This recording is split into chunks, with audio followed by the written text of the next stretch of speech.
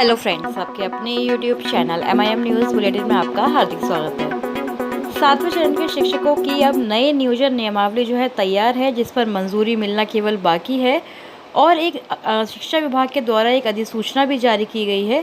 साथ ही बीटेट परीक्षा का जो आयोजन किया जाना है उसके बारे में भी इस वीडियो में आपको बताएंगे और ऑनलाइन आवेदन यानी केंद्रीकृत तरीके से जो बहाली होनी है उसकी भी लेटेस्ट जानकारी आपको इस वीडियो में देखने को मिलेगी। सबसे पहले आपको चलते हैं शिक्षक नियोजन नियमावली की तरफ लेकर। यहाँ पर प्रकाशित हुआ है कि शिक्षकों की नई नियोजन नियमावली तैयार है और इसको मंजूरी जल्द मिलना बाकी है।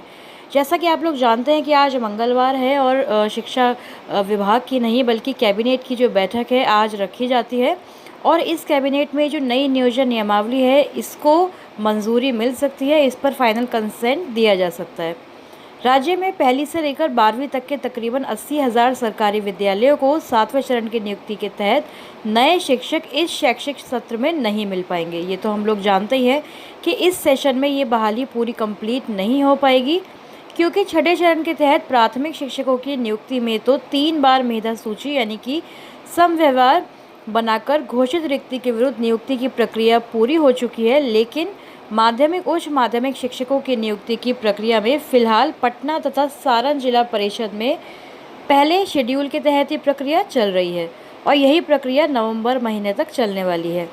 कई नगर निकाय चुनाव के बाद पहली बार काउंसलिंग का शेड्यूल जारी होना अभी बाकी है। तो कुल मिलाकर नियोजन नियमावली की शर्तों के तहत छठे चरण को पूरा करने में शिक्षा विभाग को अभी 3 से 4 महीने और लगेंगे। तो देखिए, अब 3 से 4 महीने केवल इनको छठे चरण को ही पूरा करने में लगेंगे, ऐसा आज प्रकाशित हुआ है।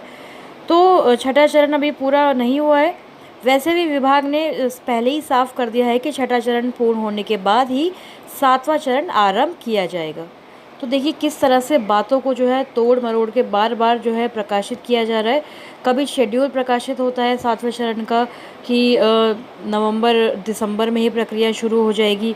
अब लिखा है कि छठा चरण समाप्त होगा नवंबर तक, उसके बाद। दरअसल ऐसा नहीं करने पर विभाग को न्यायिक प्रक्रिया में भी उलझने की आशंका है। 7वें चरण के तहत अब तक विभाग द्वारा एकत्रित की गई रिक्ति के मुताबिक तकरीबन 2 लाख पदों पर बहाली होगी। प्रारंभिक में 80,000 जबकि माध्यमिक उच्च माध्यमिक में 1.25 लाख शिक्षक नियुक्त करने की तैयारी है। शिक्षा विभाग से मिली जानकारी के मुताबिक मुख्यमंत्री की अध्यक्षता में 23 सितंबर को जो बैठक हुई थी उसमें ये तय हुआ है कि पहले माध्यमिक उच्च माध्यमिक विद्यालयों में शिक्षक बहाल किए जाएंगे। यह भी तय है कि नए चरण की बहाली नई प्रक्रिया से होगी। नई प्रक्रिया मतलब कि नियमावली में बदलाव का प्रस्ताव भी तैयार है। शिक्षा मंत्री प्रोफेसर चंद्रशेखर का हस्ताक्षर होना अभी बाकी है। शीघ्र राज्य मंत्रिमंडल की बैठक में इस पर स्वीकृति ली जाएगी। तो देखिए, मंत्रिमंडल की बैठक जब होगी तो शिक्षा मंत्री भी वहां पर होंगे, उनके हस्ताक्षर लिए जाएंगे, सबसे स्वीकृति ली जाएगी और नई विधि से नियोजन प्रक्रिया अभ्यर्थियों के लिए आसान कर दी जाएगी। तो ये सारी चीज़ें पॉजिटिव भी हैं कहीं ना कहीं, लेकिन छठे चरण की बात लिखी है कि 3 से 4 महीने लगेंगे। उसके बाद नियमावली की बात है, ये भी ठीक है, लेकिन देखिए यहाँ पर ऊपर आप पढ़ेंगे तो लिखा है कि बीटेट कराए बिना नहीं मिलेंगे योग्य दावेदार।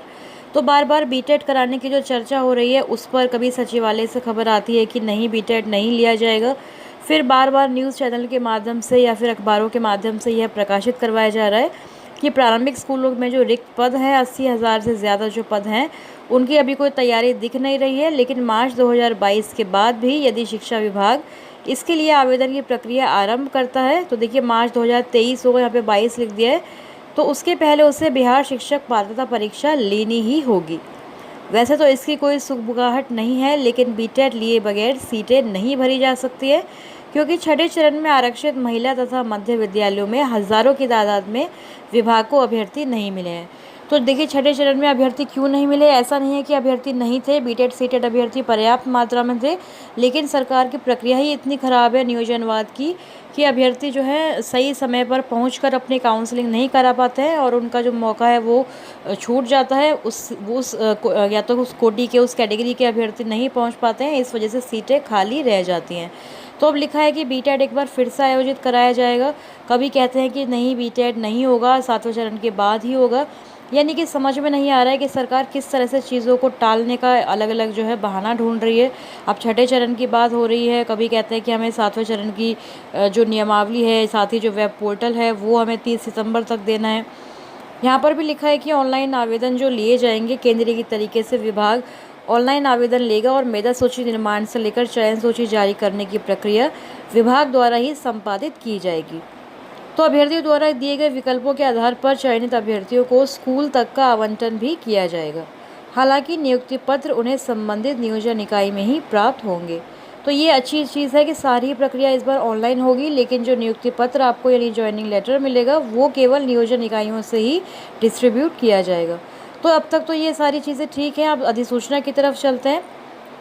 अधिसूचना जो जारी हुई है वो देखिए शिक्षा विभाग के द्वारा ही हुई है। जो हाई स्कूल से +2 शिक्षक बनेंगे उनको अब केवल वेतन संरक्षण का लाभ दिया जाएगा।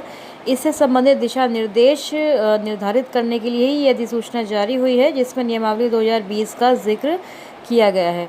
यहाँ पर लिखा है कि पूर्व से कार्यरत माध्यमिक शिक्षक का अपने नियोजन इकाई अथवा अन्य नियोजन इकाई अंतर्गत उच्च माध्यमिक शिक्षक के पद पर नियुक्ति होने की स्थिति में सेवा निरंतरता का लाभ में मात्र वेतन संरक्षण का लाभ ही देय होगा।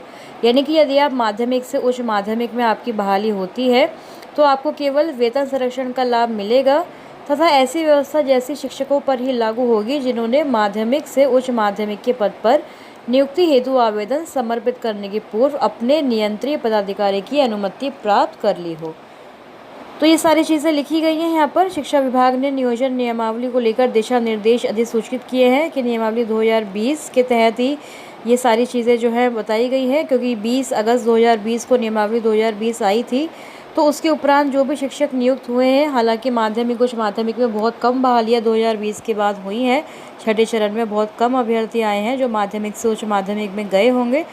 तो उनको अब केवल ये वेतन संरक्षण का लाभ दिया जाएगा और बाकी सारी चीज़ें जैसे कि एनओसी प्राप्त करना होता है उन्हें अपनी नई नियोजन इकाई में अगर जाना है तो वो सारी चीज़ें पहले की तरह ही चलती रहेंगी। तो इसी खबर को अखबारों ने भी प्रकाशित किया है कि शिक्षा विभाग ने माध्यमिक उच्च माध्यमिक शिक्षकों के नियोजन नियमावली को लेकर आवश्यक दिशा निर्देश सोमवार को अधिसूचित किए हैं। तो हाई स्कूल से +2 में यदि आप जाना चाह रहे हैं और तो आपको वेतन संरक्षण का लाभ मिलेगा, इसी के लिए ये अधिसूचना जारी की गई है। यह व्यवस्था वैसे शिक्षकों पर होगी जो माध्यमिक से उच्च माध्यमिक में जाएंगे और जिन्होंने अपने पहले जो पदाधिकारी हैं उनसे अनुमति ली हो, एनओसी प्राप्त किया हो। अन्य तथा नियोजन इकाई में नियुक्ति होने की स्थिति में सेवा पुस्तिका जिला शिक्षा पदाधिकारी द्वारा प्रति हस्ताक्षरित किया जाना आवश्यक होगा। यानी कि सर्विस बुक में आपकी जो डीईओ हैं उनके सिग्नेचर होने, उनकी तरफ से प्रति हस्ताक्षरित होनी ज़रूरी है। एनओसी लेकर नई नियोजन इकाई में ही आपको जाना होता है, इसमें कोई नई बात नहीं है, लेकिन इसको विभाग ने एक बार फिर से क्लियर किया है। जो उप सचिव हैं शिक्षा विभाग के, उन्होंने इस चीज़ को एक बार फिर से लेटर के तौर पर अधिसूचना जारी करते हुए सारे दिशा निर्देश निर्धारित किए हैं। तो यहाँ पर नियमावली 2020 का जिक्र है और जो नई नियमावली आएगी 2022 के तहत आगे बहालियाँ होनी हैं। तो अब इस वीडियो में फिलहाल इतना ही। नियोजन नियमावली पर मोहर लग जाए आज की कैबिनेट बैठक में, इसी आशा के साथ इस वीडियो को मैं फ़िलहाल एंड करती हूँ। आगे जो भी अपडेट आएगी उससे उसको आपके साथ शेयर करते रहेंगे अपने चैनल MIM न्यूज़ बुलेटिन पर। तब तक चैनल से आप जुड़े रहें। सब्सक्राइब यदि नहीं किया है तो ज़रूर कर लें। Thank you for watching.